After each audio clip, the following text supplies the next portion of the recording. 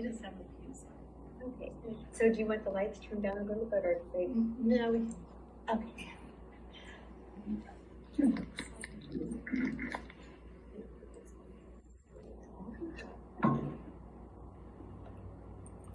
In the summer of 2018, I learned that the miraculous is actual reality and that everything else is an illusion. I had gone to bed in absolute despair. My life had completely fallen apart. I had gone to bed thinking maybe I won't wake up. I wake up in the middle of the night, seemingly levitating in the most almost indescribable love, although I feel like people in this room would understand what I'm talking about.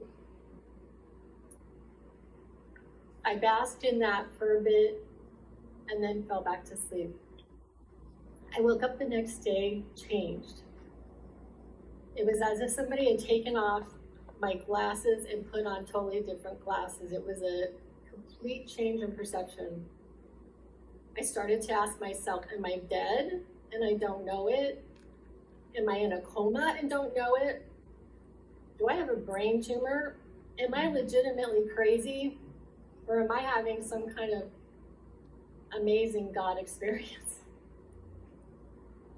What does a girl do when she's having an existential crisis? We go visit her besties. So I hop in my car and I drive to San Francisco to see one of my dear friends. While I'm there, we have a really great time. We talk about boys, we cook, we do the things that we do together. While I'm there, I'm trying to make some sense of what is going on with me. Some massive is going on with me and I don't know what it is. So I take to the internet and I'm hearing things about that summer and celestial events and the consciousness of the planet being that of the possibility of world peace. The possibility of world peace. At some point, I know I have to get home because my son is going to be home from soccer camp and he's going to go, where's my mom? So I get in my car, and at this point, I absolutely know that I create my reality, but I had no idea how to create it.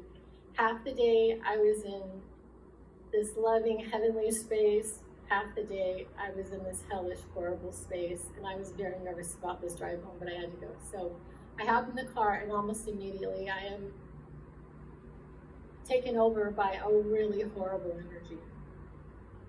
I'm trying to drive the car and I'm trying to fight this thing. It felt really demonic, really horrible, this sense of self-loathing and hatred. And I'm just trying to get through. And in about 30 miles from my home, I just surrendered. I just allowed all feeling to enter my body, even the bad. And I just surrendered. It felt like I was no longer driving my car.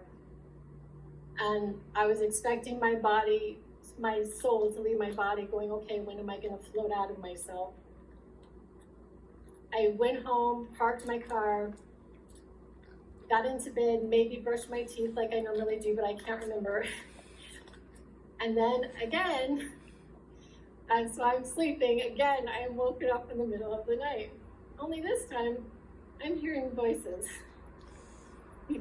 These voices of these people that I cannot see, and they're like right in front of me, acting as though I'm like not there, or like I'm sleeping and like I can't hear them, but they're like talking to each other.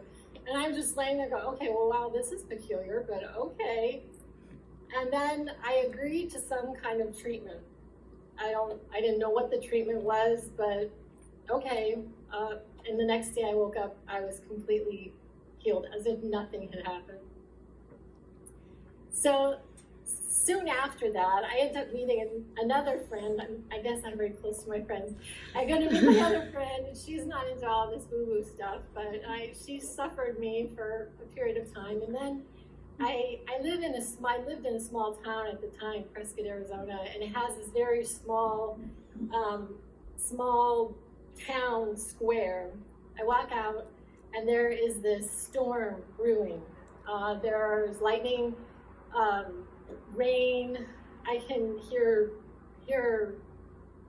tell there's lightning, and there's wind, and there's rain. And anyway, the square just completely cleared out. from what I could see. And then I was standing in front of a fountain. I'm hoping this is going to work for. So I'm standing in front of this fountain.